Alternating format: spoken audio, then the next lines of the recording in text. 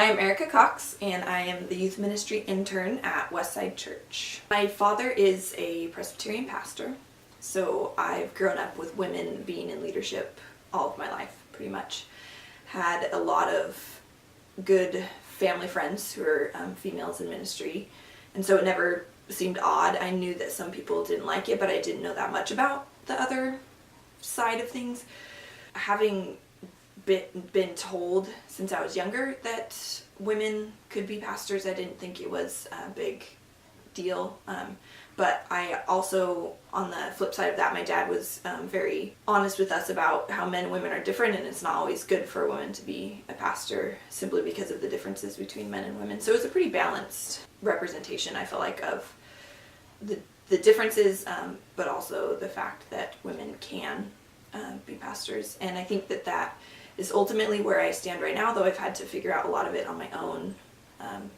especially after coming into ministry after college. After high school, I went to Whitworth, which is a Presbyterian school, so along the same lines as what my father taught, women could be in ministry, and it wasn't even really much of a question there. But after college, coming to work at Westside, Westside has female pastors, but I needed to find fellowship with people my age, and so I started going to a group, a young adults group at one of the Baptist churches, and many of the people that I met did not feel like it was appropriate for women to be in ministry, that scripturally it wasn't right, and that got me thinking. It was about 3 or 4 months after I moved here, had a big conversation with a discussion group that I was a part of, and that was the topic of discussion one morning, and we talked a lot about what scripture says and what's right and wrong, and that got me thinking. And so for the past year and a half or so, I have been, no, not even that long, probably a year, I've been sort of trying to figure out if this is what I believe about women in ministry, how do I back that up, and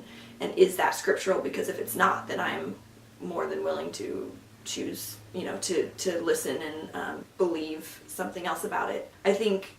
one of the important things has been just to remind myself that it's not a salvation issue, that this isn't something that people need to be divided about,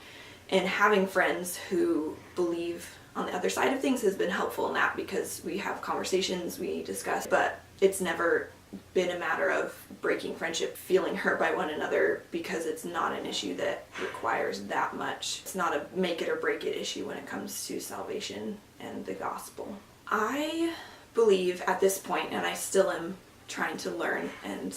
come to a more solid place when it comes to what I believe, but I believe that God does call women into all areas of ministry, and I think that a lot of it depends on gifting and less on gender. But I think a lot of times some women or, pro-women in ministry individuals get caught up in the fact that it's not equal, or that women can do all that men can do, and I don't think that should be the issue, because men and women are created differently. We have different strengths, and some people may not appreciate this, but I think that in general, if you stereotyped, men are more suited for a lot of leadership roles in the church. So I don't think that should just be forgotten and said that all women can do all roles just as well as men. I think that a lot of times men are better at certain things, women are better at other things, but there are women who are very gifted and totally fit for pastor roles, leadership roles in the church. Part of what supports my belief is that I'm a woman, I think, and I've had to fight against the urge to have what I believe come out of not wanting somebody to tell me that I can't do it, that I'm not able to, that I shouldn't, simply because I'm a woman. So I've had to fight against that, because a good friend of mine did tell me that they believed that gender specifically was the only reason that women couldn't do these leadership positions, that the Bible said this, and so it was only gender. So I have to fight against pride and a desire to do as well as a man could do, or things like that. But lately I've been going to scripture a lot, just because I don't want that to be where I'm coming from, and so through studying and conversations with people who have done more studying than I have, I've learned a lot about the context of most of the women not being in leadership verses, and learning about the context and the times and all the different pieces that go into what usually Paul said about women and how they should be silent and all those different things. I feel I'm coming to a more solid actual belief that Scripture doesn't deny women access to leadership, and that we need to be conscious of our times and the Bible speaking to us now.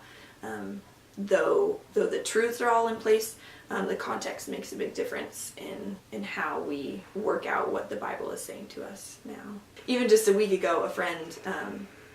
almost randomly, kind of into the conversation, but made a blanket statement that it was obviously opposing Scripture for a woman to be in leadership over a man, and it just took me off guard, and I wasn't ready. I didn't have anything to say back, and that triggered the desire to learn more, because I felt like if somebody's going to say that to me and I'm in ministry, I really need to be able, at any moment to say, well, this is why I think that it's okay for me to do what I do, or for,